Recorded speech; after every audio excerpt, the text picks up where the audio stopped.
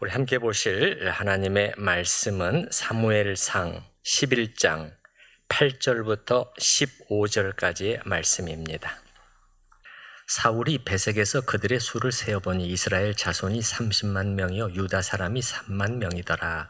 무리가 와 있는 전령들에게 이르되 너희는 길르앗 야베스 사람에게 이같이 이르기를 내일 해가 더울 때에 너희가 구원을 받으리라 하라. 전령들이 돌아가서 야베스 사람들에게 전하매 그들이 기뻐하니라. 야베스 사람들이 이에 이르되 우리가 내일 너희에게 나아가리니 너희 생각에 좋을 대로 우리에게 다 행하라 하니라. 이튿날 사울이 백성을 3대로 나누고 새벽에 적진 한가운데로 들어가서 날이 더울 때까지 암몬 사람들을 치매 남은 자가 다 흩어져서 둘도 함께한 자가 없었더라. 백성이 사무엘에게 이르되 사울이 어찌 우리를 다스리겠느냐 한 자가 누구니까 그들을 끌어내소서 우리가 죽이겠나이까. 사울이 이르되 이날에는 사람을 죽이지 못하리니 여호와께서 오늘 이스라엘 중에 구원을 베푸셨음이니라. 사무엘이 백성에게 이르되 오라 우리가 길갈로 가서 나라를 새롭게 하자. 함께 읽습니다. 모든 백성이 길갈로 가서 거기서 여호와 앞에서 사울을 왕으로 삼고 길갈에서 여호와 앞에 화목제를 드리고 사울과 이스라엘 모든 사람이 거기서 크게 기뻐하니라. 아멘. 지난주에 살펴본 오늘 본문 바로 앞에 내용은 뭐였나요? 이스라엘에 위기가 발생했었죠. 사울이 왕으로 세워진 이후에 발생한 최초의 위기였죠. 암몬이라는 나라가 침공에 들어와서 이 이스라엘 땅이죠. 요단강 동편 위쪽에 있는 이 길르앗 야베스 성을 침공에 들어와서 포위했죠.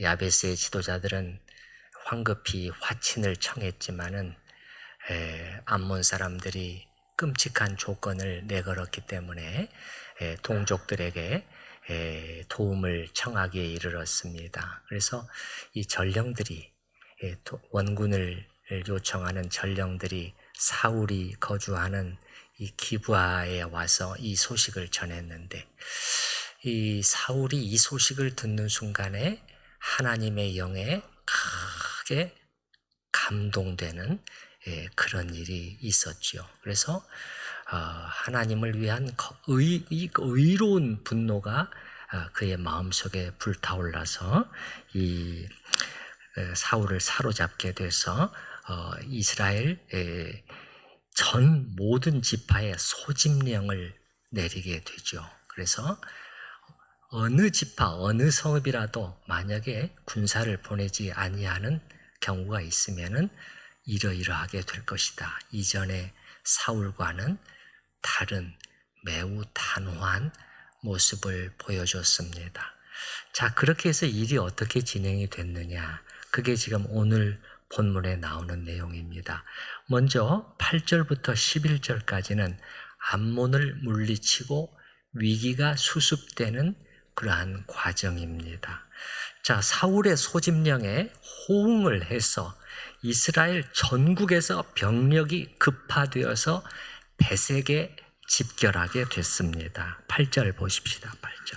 사울이 베색에서 그들의 수를 세어보니 이스라엘 자손이 30만 명이요 유다 사람이 3만 명이다. 이스라엘은 유다는 저 남쪽, 나머지 위쪽을 이스라엘로 이렇게 부른 것 같습니다. 베색을 집결 장소로 선정한 이유는 이 지리적인 위치 때문이었던 것 같아요. 이 길르앗 야베스에서 가까운 요단강 서편에 이 성읍이 바로 베색이란 말이에요. 베색. 당시 상황이 급박했기 때문에 이 야베스인들에게 주어진 시간이 일주일밖에 없었단 말이에요. 그래서 매우 군사들이 신속하게 여기로 이동해서 집결했을 것 같아요. 그렇지만 암몬이 눈치채면은 안 되기 때문에 그 전에 길르앗을 야베스를 점령해 버릴 거 아니에요. 그렇게 되면 안 되기 때문에 극도의 보안을 유지하면서 조심조심해서 군대가 이동했을 것입니다. 그리고 초조함으로 기다리고 있는 야베스 거주민들에게 자기들의 계획을 알려줍니다. 9절입니다. 무리가 와 있는 전령들에게 이르되 너희는 돌아가서 길르앗 야베스 사람에게 이같이 이르기를 내일 해가 더울 때에 너희가 구원을 받으리라 하라. 전령들이 돌아가서 야베스 사람들에게 전하매 그들이 기뻐하니라. 이제 이 소식을 접하고 야베스 사람들이 이제 암몬 사람들에게 답을 준단 말이에요. 왜냐하면 답을 주기로 했잖아요. 7일에 말미를 주십시오. 앞에 3절에서 그렇게. 그러면 우리가 어느 쪽이든지 답을 하겠습니다. 그래서 이제 10절에 답을 하는 거예요. 10절 보십시다. 야베스 사람들이 이에 이르되 우리가 내일 너희에게 나아가리니 항복하겠다는 말이죠. 그렇지만 여기 안에는 사실 이중적인 의미가 같이 들어있는 거예요. 사실 속에서는 진군하겠다 이런 뜻이지만은 이제 항복하리니 너희 생각에 좋을 대로 우리에게 다 행하라 하니라. 이 나하스가 이끄는 암몬군의 반응은 어땠을까요? 겉봐, 우리 말이 맞았잖아. 여기까지 와서 도와줄 이스라엘 군대가 어디 있겠어? 와봐야 오자마자 박살날 텐데 말이야. 어디를 감히 이제 이렇게 생각을 했겠죠. 자기들의 생각이 맞았다 하고 웃으면서 말이야. 이제 앞으로 일어날 일을 그려보면서 아주 기분이 좋아졌을 것입니다. 거기 성에 사는 남자들의 오른쪽 눈을 다 도려내서 아주 이스라엘 전체의 모욕을 안겨주고 모욕과 두려움을 안겨주고 이제 그 성을 차지해서 자기네들이 다스리게 되잖아요. 그리고 아마도 이 사람들이 제가 말씀드렸잖아요. 요단강 동편의 아래쪽에 암몬이 있었는데 길르앗 야베스는 위쪽이라면 이스라엘, 위쪽은 이스라엘이 차지하고 있단 말이에요. 이 사람들이 항상 여기를 넘봤다고 그랬잖아요. 이 야베스를 딱 점령하면 여기를 거점으로 해서 영토를 계속해서 확장해 나가고자 하는 그러한 야욕이 있었을 거예요. 기분이 너무너무 좋은 거예요. 그래서 아마 이 경계를 완전히 풀고 밤새도록 축하하면서 보냈을 가능성이 있습니다. 이때 이스라엘군이 기습을 가합니다. 11절을 보시기 바랍니다.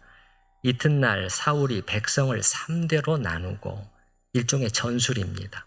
새벽에 적진 한가운데로 들어갔다. 새벽 시간이 공격 개시 시간을 말하는 것인데 이게 뭐냐면은 마지막 보초 그 근무 시간입니다. 우리 시간으로 하면은 새벽 2시부터 6시로 한결같이 학자들이 그렇게 말을 하더군요.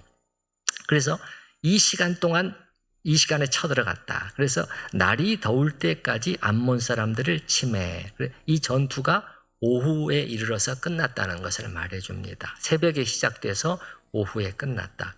남은 자가 그 결과가 보시게 되면 남은 자가 다 흩어져서 둘도 함께한 자가 없었더라. 적이 섬멸되고 완승을 거두었다는 것을 말해줍니다. 이렇게 해서 이 큰 위기를 맞아서 절망 속에서 떨고 있었던 야베스의 주민들은 건짐을 받게 되었죠. 훨씬 나중의 일이지만 야베스 사람들은 사울이 이때 적극적으로 도와준 이 은혜를 잊지 않고 있었던 것 같아요.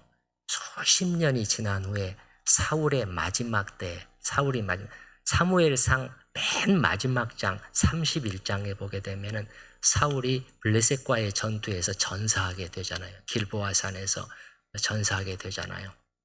블레셋 사람들이 시체를 수습하고 이제 그런 거 하잖아요. 전쟁이 끝나면은 자 이렇게 확인하고 그런 작업을 하잖아요. 사울이 또 그 아들들이 죽어 있거든요. 그래서 이제 그 시신을 그 벳산이라는 성벽의 외벽에다가 못 박아서 전시를 해놨는 참혹한 광경이죠. 그렇게 하는 일이 있었는데 이 소식을 길르앗 야베스 사람들이 들었단 말이에요. 그래서 그들이 가만히 있지를 않아요. 용사들을 뽑아가지고 밤새 그쪽으로 달려갔다. 그래서 이제 위험을 무릅쓰고 지금 이게 딱 지금 점령한 군진들이 다 지키고 있는 곳이잖아요. 위험을 무릅쓰고 그 성벽에서 시신들을 끌어내려서 그리고 다시 이 야베스로 가져와가지고 그 시신을 화장하고 그리고 뼈를 에셀 나무 아래 고귀한 사람들을 묻을 때 상징하는 나무였던 것 같아요. 그 아래 장사하고 7일 동안 야베스의 주민들이 금식하였더라. 이렇게 나옵니다. 의리이죠. 의리. 좋은 의리를 보여주었죠. 이제 그 다음에 12절과 13절은 사울이 보여주는 아량의 리더십입니다. 자, 이 전쟁이 끝난 후에 사울을 향한 분위기가 크게 달라졌어요. 예, 왜냐하면 사울의 자질이, 이 왕으로서의 자질이 완전히 입증됐잖아요. 더군다나 지금 그들이 바라던 왕이 사실 바로 이런 왕이었거든요. 그들이 바라던 왕이었어요. 그들이 바라던. 자, 어떤 왕을 바랬죠? 앞에 8장 21절 우리가 봤었죠? 그들이 와서 우리도 다른 나라들처럼, 이게 뭐예요? 이 위대한 아주 싸움을 잘 싸우는 그러한 왕이 좀 우리에게 세워져서 적군과 맞서서 잘 싸워서 이겨낼 수 있는 그런 왕을 주세요. 그게 그들의 요구였어요. 뭐 하나님을 경외하는 왕이다, 뭐 그런 거에는 별로 관심이 없었잖아요. 그 부분을 제가 다시 한번 읽어드려 볼게요.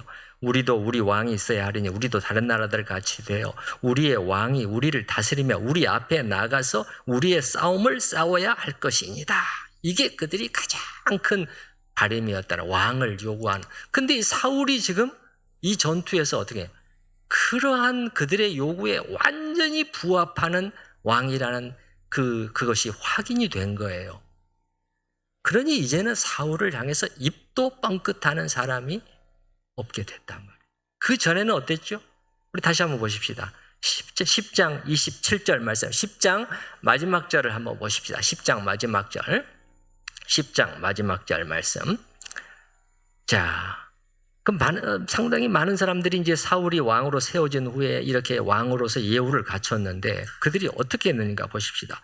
어떤 불량배는 이르되 이 사람이 사울이 어떻게 우리를 구원하겠느냐 하고 멸시했다는 거예요. 멸시하며 예물을 바치지 않았다. 임금에 대한 예우를 거절했다는. 근데 이 일을 말이죠, 숨어서 한 것이 아니고 모든 사람이 다 알도록 했던 것 같아요. 이 분위기를 보게 되면 일종의 공개 저격을 가한 셈입니다. 근데 이때 사울은 어떻게 했다? 참았다는 거예요. 참았어요. 27절, 방금 읽은 27절 맨 뒤에 어떻게 나오느냐? 예물을 바치지 아니하였으나 그는 잠잠하였더라. 여러분, 이렇게 참고 기다리면 갚아줄 기회가 옵니다. 참고 기다린다는 것은 뭐예요? 우리 그리스도인의 용어로 표현하면 하나님께 맡기는 거죠. 맞습니까? 네. 로마서 12장에도 그렇게 말씀했잖아요. 네. 친히 원수를 갚으려 하지 말고 진노하심에 맡기라는 거예요. 맡기라는 거예요. 그럼 하나님이 뭐라고 말씀하시냐? 원수 갚는 것이 내게 있으니 내가 갚을 것이다. 그러잖아요. 그 원리를 사울이 지금 적용하고 있는 것이죠. 그래서 기회가 왔어요. 그렇게 공개 저격을 가했던 사람들이 지금 어떻게 하고 있겠어요? 지금 완전히 지금 전세가 바뀌었잖아요. 지금 숨을 죽이고 두려움에 떨고 있었을 것입니다. 떨고 있었을 것이에요. 그래서 이제 12절에 그게 나오는 거예요. 12절에 보시기 바랍니다. 11장 12절. 백성이 사무엘에게 이르되 사울이 어찌 우리를 다스리겠느냐 한 자가 누구니까? 방금 10장 27절 그 부분을 말하는 거예요. 다 알고 있었다는 거예요. 그들을 끌어내소서 우리가 죽이겠나요? 이들이 지금 신하들이 이렇게 주장한 이유는 몇 가지가 있을 것입니다. 첫 번째는 복수죠. 보복이죠. 그 자들을 가만두지 않겠다는 것이죠. 그러면서 동시에 두 번째는 이 기회에 사울의 정적들을, 반대 세력들을 완전히 제거하려는 의도도 있었을 것입니다. 흔히들 그렇게 하잖아요.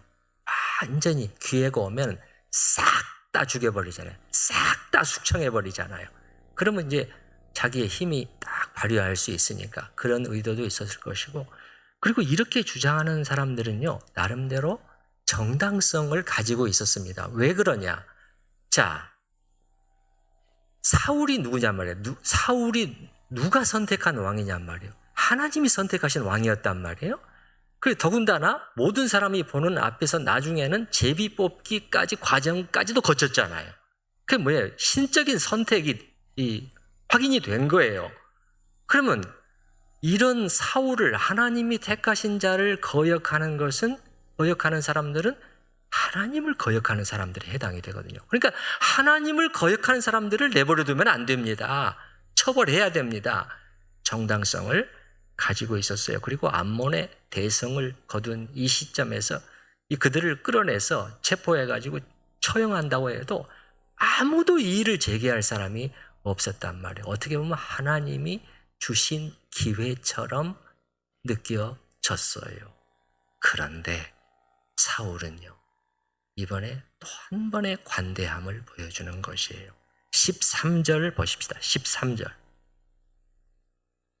사울이 이르되 이날에는 사람을 죽이지 못하리니 여호와께서 오늘 이스라엘 중에 구원을 베푸셨음이니라.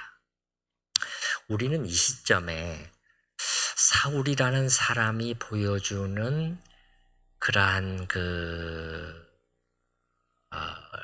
리더십, 지도력을 다시 한번 좀 짚어볼 필요가 있는데요. 사울의 인생을 쭉 살펴볼 때 말이죠. 긴 인생이었어요. 앞으로도 한 30-40년이 이어지지만 그 전체의 인생 중에서 이때 오늘 본문에 나오는 이 시기가 거의 최전성기가 아니었나 이렇게 보여집니다. 정말 오늘 사울이 보여주는 모습들은요, 거의 흠을 찾아볼 수 없을 정도로 지도자로서 훌륭한 면모들을 보여주고 있는 것이에요. 우리 잠깐 앞에서부터 다시 살펴볼까요? 자, 6절, 7절 우리가 봤잖아요. 하나님의 영에 감동된 후에 단호한 태도를 보여요. 강력한 리더십을 발휘한단 말이에요.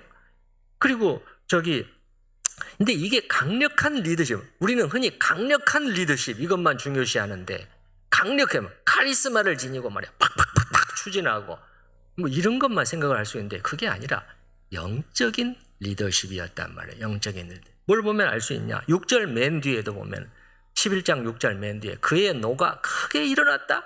그러나 이게 무슨 노였냔 말이에요. 인간적인 분노였냔 말이에요. 개인적인 분노가 아니었단 말이에요. 하나님의 영에 이끌린 거룩한 분노. 영적인 모습이잖아요. 그리고 9절, 오늘 말씀 9절을 한번 우리 보십시다. 9절 말씀.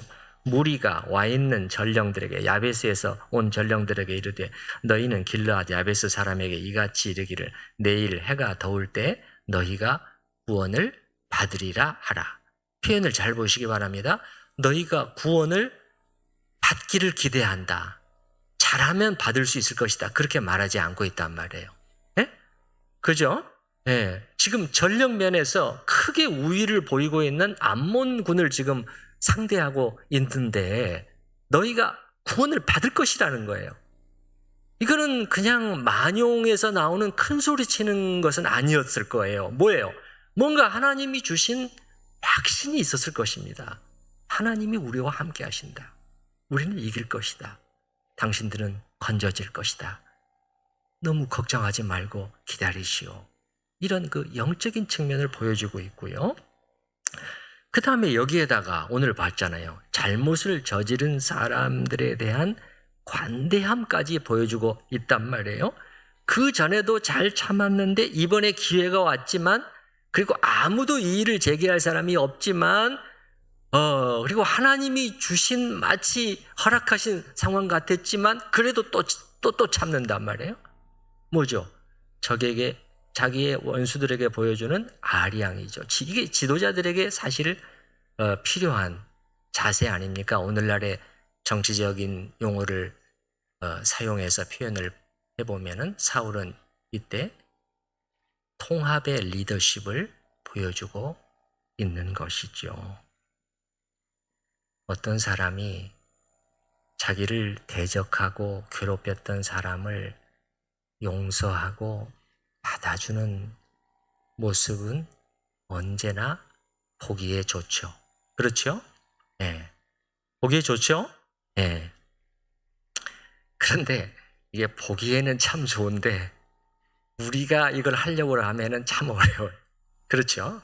우리가 그걸, 사울이 이렇게 하는, 2번씩이나, 야, 참 괜찮은 사람이네. 근데 그 자리에 나를 딱 갖다 놓으면은 이게 좀 또 문제가 달라져요. 어떻습니까? 나의 원수처럼 되어서 심한 말을 퍼붓고, 나를 괴롭히고, 잠을 이루지 못할 정도로 상처를 입혔던 그 사람을 사울처럼, 오늘 사울처럼 용서하고 받아주는 일. 쉽나요? 어렵지요. 참 어렵습니다. 그렇지만 이제 그게 이론과 실천의 차이인데, 그렇지만 이게 하나님께서 우리에게 요구하시는 것이에요. 왜 그러냐? 무엇보다도 우리 하나님이 그런 분이시기 때문에 그래요. 하나님이 그런 분이세요.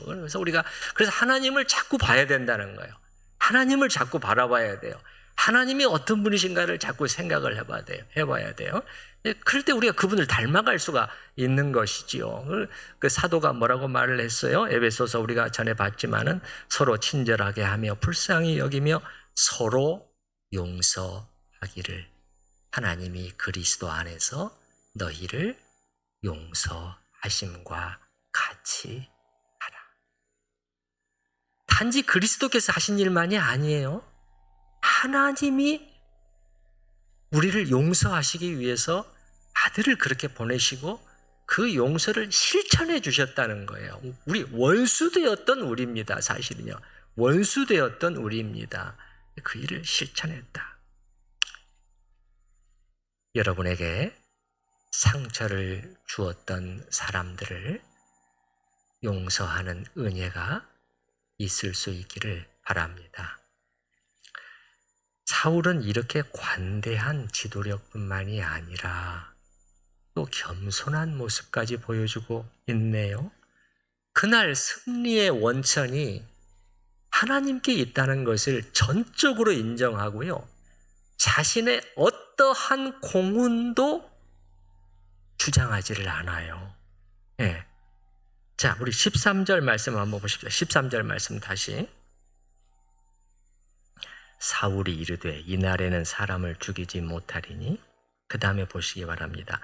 여호와께서 오늘 이스라엘 중에 구원을 베푸셨음이니라.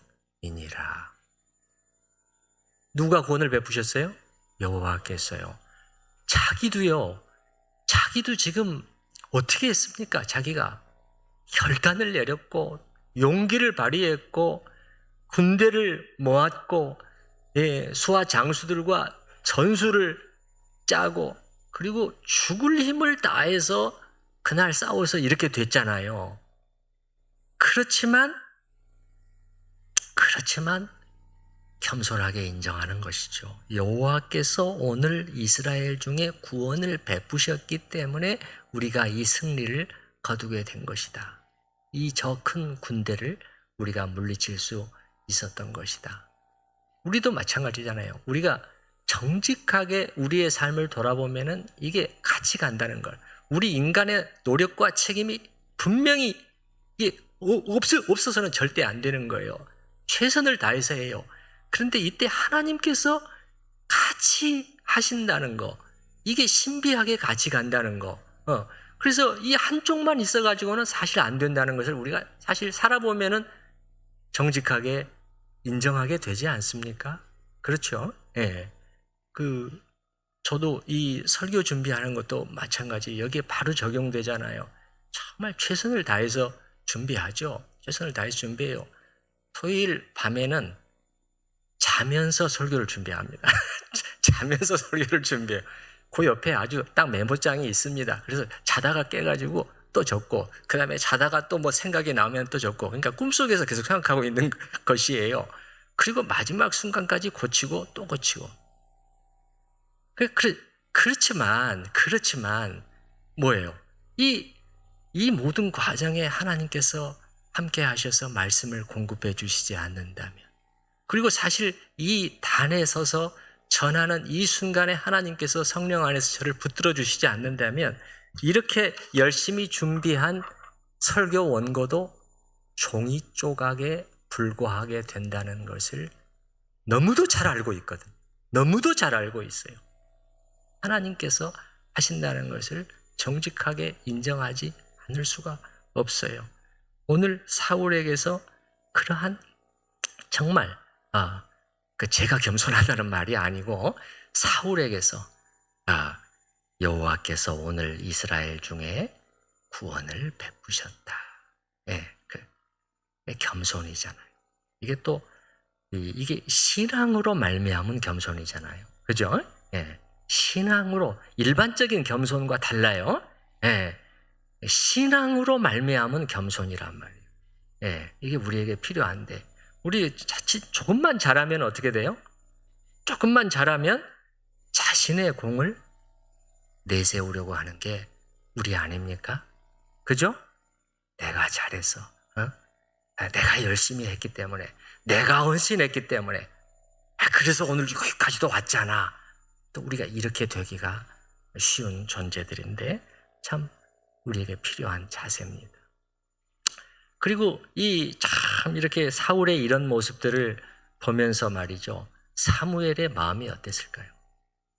자기가 지금 하나님의 명을 받들어서 기름 부어서 세운 왕이잖아요. 하나님이 명령하셨지만 사람들이 보기에는 지금 사무엘이 세운 사람이란 말이에요. 그런데 이제 참 그런 모습을 보면서 마음이 좋았을 것이에요. 사무엘이 어떻게 하나 보십시다. 14절과 15절은 나라를 새롭게 함과 사무엘의 역할입니다.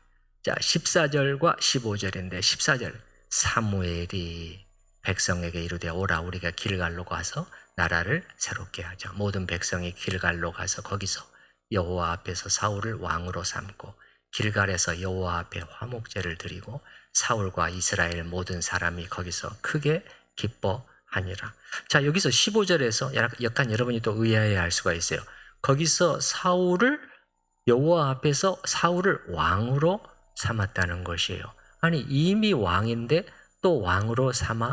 이런 질문이 일어날 수 있죠. 전에 말씀드렸잖아요. 사울의 경우에는 왕으로 세워지는 과정이 총 3단계를 거친다는 것이에요. 자, 첫 번째는 뭐였습니까?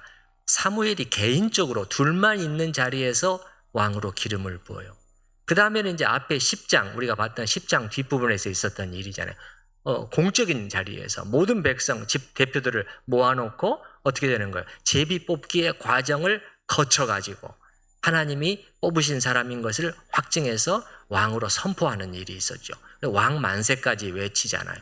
그럼 오늘은 이 왕으로 삼고 이거는 뭐예요? 왕으로서의 자질이 입증이 된 다음이란 말이에요. 이제는 전쟁 수행 능력이 이제 확인된 거예요. 그래서 어떻게 되냐? 온 국민에게서 인정을 받아가지고 명실공히 왕으로 등극하게 된 그 마지막 단계를 우리에게 묘사해주고 있는 것으로 보인다는 것이죠. 그럼 왜 이렇게 3단계나 필요했냐? 우리가 기억해야 될 것은 이스라엘은 수백 년간 왕이 없었어요. 지금 처음으로 왕정이 세워지는 그런 것이기 때문에 이런 여러 단계를 거치는 것이 아닌가 싶어요. 이제 점차 달라지게 됩니다. 이제는 어떻게 돼요? 점점 이제 왕위를 물려받는 아들이 바로 어떻게 돼요? 왕으로 세워지게 되죠. 그런데 여기 14절과 15절에서 이 일을 주도하는 사람이 누구냐 말이에요. 이 일을 주도하는 사람이 누구죠? 사무엘이잖아요. 자, 14절 방금 봤어요. 사무엘이 백성에게 이르되, 이 중요한 일을 사무엘이 하고 있는 것을 보면은 여전히 그의 영향력이 지금 작지 않았다는 것을 우리가 알 수가 있어요. 그러고 보면 여기 지금 앞부분에도 사무엘의 이름들이 나오고 있네요. 여러분이 한번 찾아보시겠습니까? 몇 절에 나오죠? 예? 12절? 12절에 나오죠? 그죠? 근데 사실 그보다 전에 지난주 본문에서도 나왔었어요. 6절부터 8절 사이에 한번 찾아보시기 바랍니다. 몇 절이죠? 7절이죠? 7절부터 한번 보십시다. 누구든지 나와서 사울과 사무엘을 따르지 아니하면 그의 소들도 이와 같이 하리라. 자, 뭐예요? 전쟁 준비를 하면서 지금 국민들을 설득을 하고 있는데 그때 어떻게 되는 거예요? 누구의 이름으로? 사울뿐만 아니라 왕의 이름뿐만 아니라 그 옆에 똑같이 사무엘의 이름이 나오는 거예요. 그게 뭐예요? 사무엘의 권위에 의지했어야만 한다는 거예요. 이 시점에도. 아마 사무엘이 가진 영적인 권위 때문이었을 것입니다. 사무엘은 어때요? 어떤 사역을 했어요? 오랜 기간 동안 말씀 사역을 했잖아요. 오랜 기간 동안에. 훌륭한 말씀 사역을 했단 말이에요. 그래서 백성들의 마음속에는 어떤 인식이 꽉 사로잡혀 있는 거예요. 저분은 우리에게 하나님의 뜻을 전해주는 하나님의 사람이다. 그 인식이 딱 잡혀 있단 말이에요. 그래서 이 사무엘의 권위를 의지하고 있는 것을 볼 수 있고, 그리고 오늘 전쟁이 끝난 뒤에도 잠깐 보시기 바랍니다. 자, 백성들이 사무엘에게 찾아와 가지고 불량배들, 사울을 반대했던 그 사람들을 처벌해 달라고 요구를 한단 말이에요. 자, 보시기 바랍니다. 12절에 보시기 바랍니다. 12절에 백성이 누구에게? 사무엘에게 이르되 사울이 어찌 우리를 다스리겠느냐 한 자가 누구니까 그들을 끌어내소서 우리가 죽이겠나이다. 사무엘한테 허락을 해달라는 것이에요. 사울도 있는데. 근데 이제 사울이 옆에서 듣고 있다가 사울이 그것을 반대하잖아요. 그래서 잘 보시기 바랍니다. 자, 사울이 왕으로 세워졌단 말이에요. 그러면서 사사직이 왕직으로 대치가 된 거예요. 나라를 통치했던 사사였잖아요. 사무엘이. 그러면서 이제 그의 역할은 끝난 것입니다. 끝난 거예요. 여전히 제사장이었고 선지자였지만은 어떻게 해요? 정치 권력, 나라의 통치자로서의 정치 권력은 사울한테 다 넘어간 거예요. 네, 다 넘어간 거예요. 그러니까 그 당시에 사람들이 봤을 때는 이제 사울은 떠오르는 해처럼 보이고 사무엘은 지는 해처럼 보였을 수가 있단 말이에요. 그런데 그게 아니었어요. 오늘 본문만 봐도 사무엘은 여전히 영향력 있는 백성들의 존경과 신망을 받고 있었던 그러한 지도자였다는 것을 알 수가 있고요. 이러한 사실은 앞으로도 더 확인이 됩니다. 이제 마지막으로 생각해 보고자 하는 점은 여기 11장의 마지막 2절 말씀이 담고 있는 의미가 무엇이냐 하는 것입니다. 사무엘이 정확히 어떤 일을 했단 말인가 하는 것인데, 사실 주석학자들은요, 어떤 쪽으로만 설명하는 경향이 있냐면은 사울의 왕권을 새롭게 하는 쪽으로만 그런 설명하는 경향이 있어요. 예, 그러니까 뭐냐면은 자, 조금 전에 지금 3단계 왕으로 세워지는 3번째 단계잖아요. 그래서 왕 자격이 확인되고 그의 왕권을 확실히 세운 것이 요 14, 15절이다. 예. 그러니까 이 2절은 뭐냐? 사무엘이 무슨 일을 한 거냐? 백성들을 모아서 사울의 왕권을 갱신하고 확정시킨 그 사실에 대해서 우리에게 말해주고 있는 것이다. 그렇게들 해석하고 설명을 하는데, 저는 이 본문을 조금 더 깊이 들여다볼 필요가 있다고 생각을 하는 것이에요. 그게 1차적인 이유일 수는 있겠지만 그게 전부인가? 사무엘이 한 일이 그게 전부인가? 사울의 왕권을 단단히 해준 그게 전부고, 성경은 그것을 이렇게 중시해서 이렇게 기록을 해놨는가? 그게 아니라고 보는 것이에요. 저는 사무엘에게 더 중요한 목적이 있었고 그 일을 했는데, 그건 뭐냐? 이번 기회에 온 이스라엘 백성이 사울 왕을 포함해서 영적으로 새롭게 되는 것, 그것을 목표로 하고 이 일을 진행하지 않았나 하고 생각을 하는 것이에요. 예. 그 근거를 제가 3가지를 한번 말씀을 드려볼게요. 첫 번째는 뭐냐면은 사울이 사무엘이 나라를 새롭게 하자 그랬잖아요. 왜 이런 표현을 썼겠냐면 나라를 새롭게 하자. 그죠? 14절에 한번 보시고 14절에 사무엘이 백성에게 이르되 오라 우리가 길갈로 가서 나라를 새롭게 하자. 왕권을 왕직을 새롭게 하자. 갱신하자. 그렇게 표현하지 않았어요. 물론 여러분 이 나라라는 이 히브리어가요. 왕위, 왕권으로 번역될 수도 있습니다. 그런 뜻도 있어요. 그러나 보다 일반적인 뜻은 뭐냐면 나라, 왕국 그런 뜻이에요. 그렇기 때문에 우리말 성경도 나라를 새롭게 하자 이렇게 번역을 했고 킹 제임스 성경을 비롯한 많은 영어 성경도 그렇게 번역을 해놨어요. 나라를 새롭게 하는 것. 이 나라를 새롭게 하자. 이게 사무엘의 보다 큰 관심이었단 말이에요.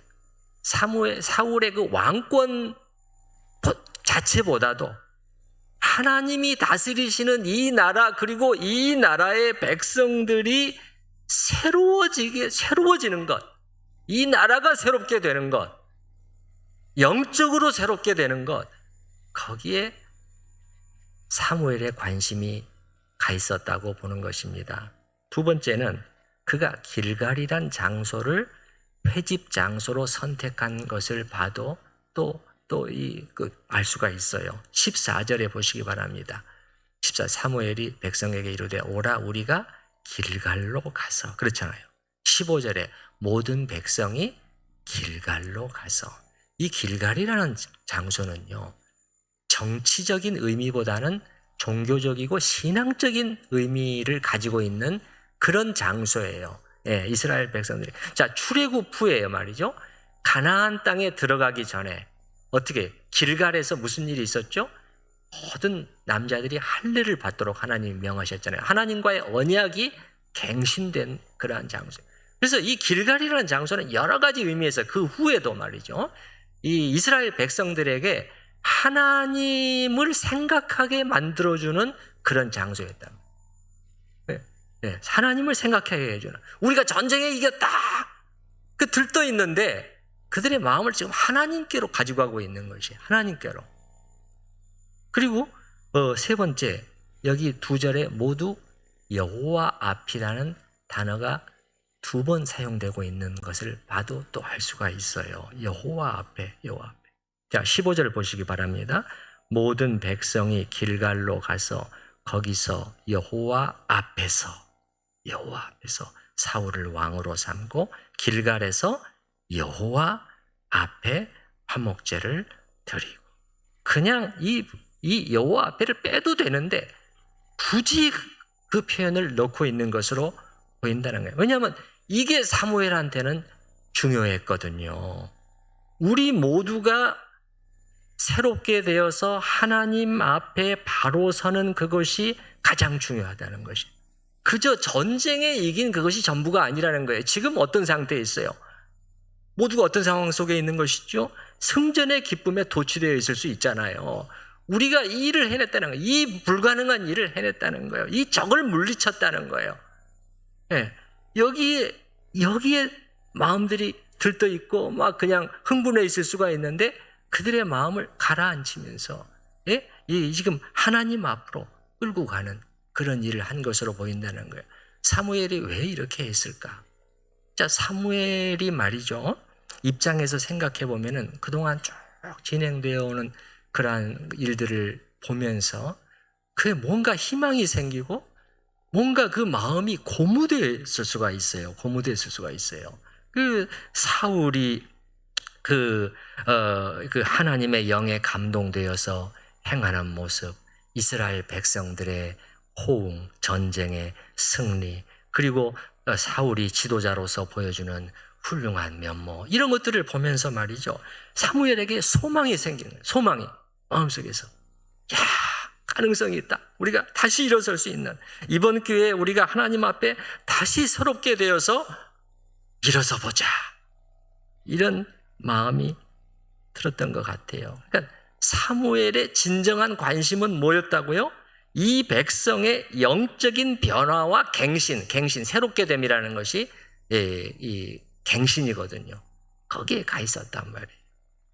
그래서 그는 길갈에서 이 의미 있는 일을 주도해서 진행을 했고 그 결과 큰 기쁨이 모두에게 오게 됐어요. 이게 진정한 기쁨이잖아요.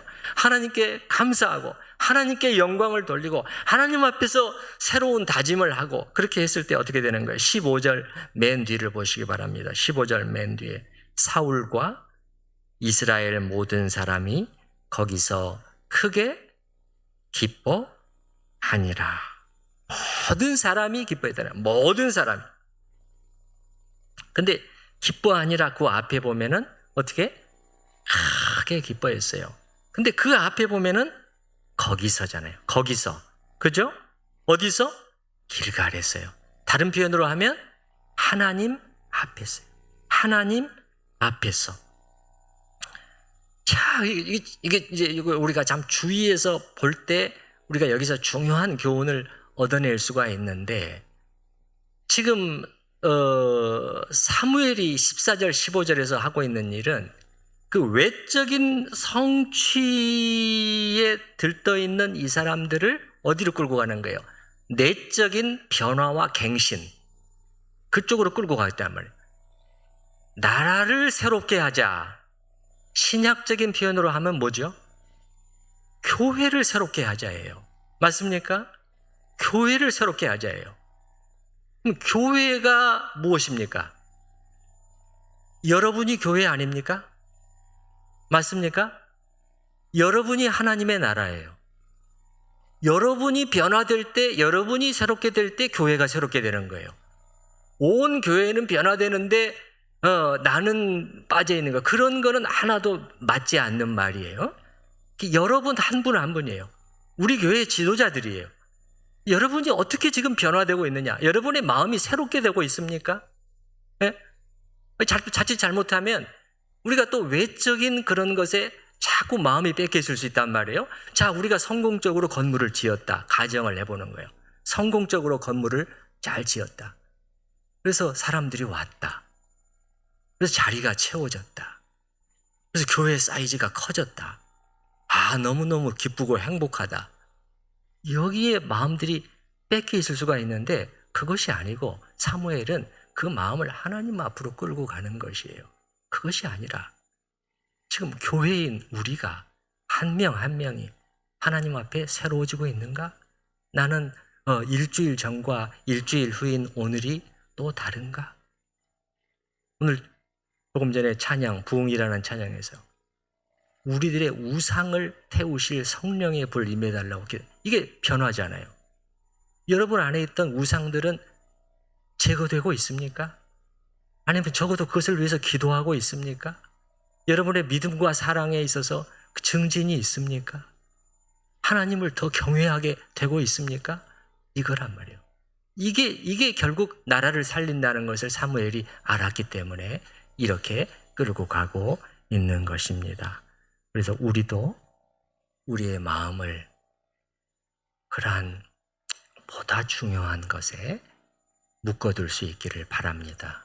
예, 자꾸 다른 데 마음이 뺏기고 그렇게 되면은 진정한 본질적인 가치를 우리가 놓치게 돼요. 자, 이런 사무엘이 이런 의도를 가지고 있었다는 것이 그 다음에 12장에 보게 되면 더 확인이 됩니다. 사무엘이 이제 하고 있는 일을 보면 그 이제 다음 주일에 말씀을 드리도록 하겠습니다. 우리가 들은 말씀을 생각을 하면서 하나님 앞에 같이 기도하는 시간을 갖겠습니다.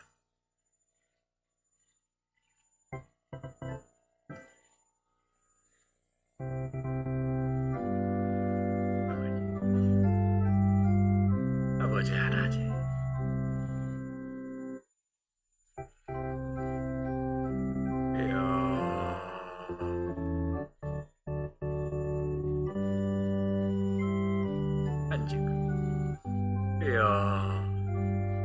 용이 여기며 넘어가지 우리의 심령 속에 깊이 박힐 수 있는 주여 해주시고 사랑으로 주여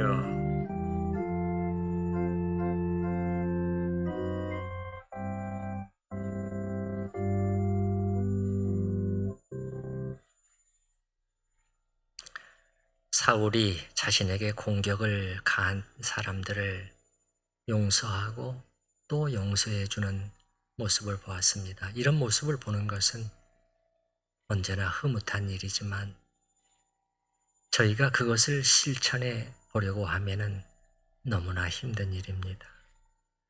저희 자신에게는 적용하려 하지 않는 저희입니다.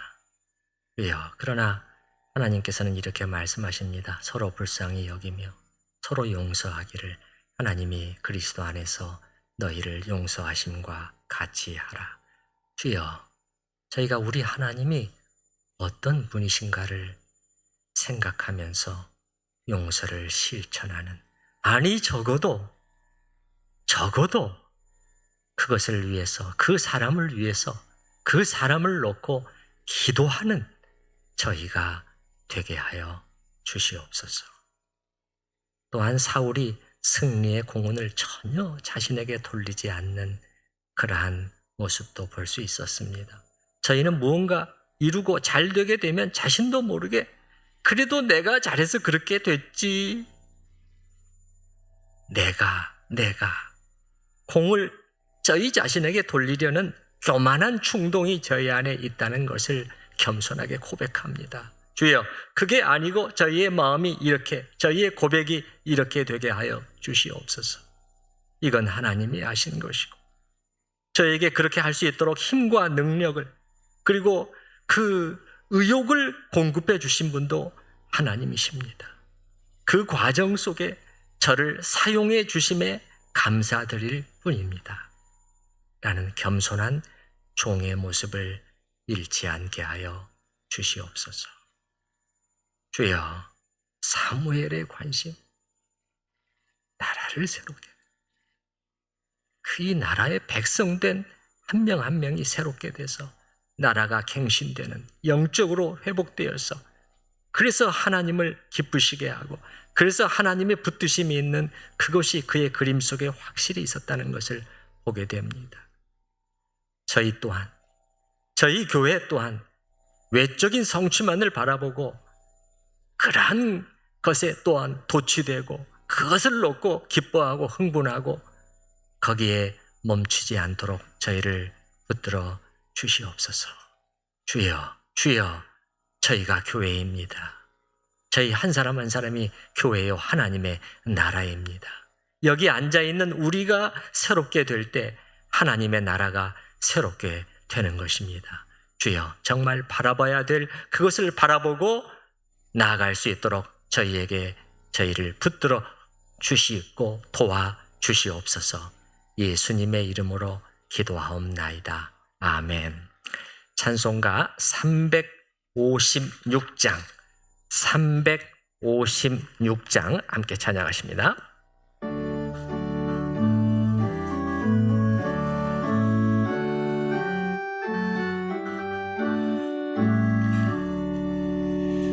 주 예수 이름 소리 높여 찬송 드리니 그 거룩하고 그 신 영광 널리 퍼지네.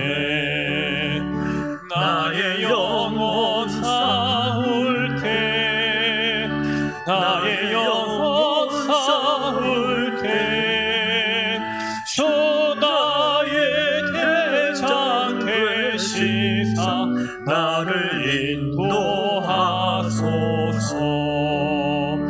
큰 죄에 빠져 종된 백성 놓아주시고 그 영광 나라 백성 되게 하여 주소서. 나의 영혼 사울 때, 나의 영혼 사울 때, 주 나의 대장 되시사 나를 인도하소서. 내 영의 원수 이김을 누가 주시랴. 단마귀 정복하니 구주 예수라. 나의 영혼 싸울 때 나의 영혼 싸울 때 주 나의 대장 되시사 나를 인도하소서. 내 사망 고통 연계하사 새 사람 되고 새 힘을 주사 승리 생활하게 하소서. 나의 영혼 싸울 때 나의 영혼 싸울 때 주 나의 대장 되시사 나를 인도하소서.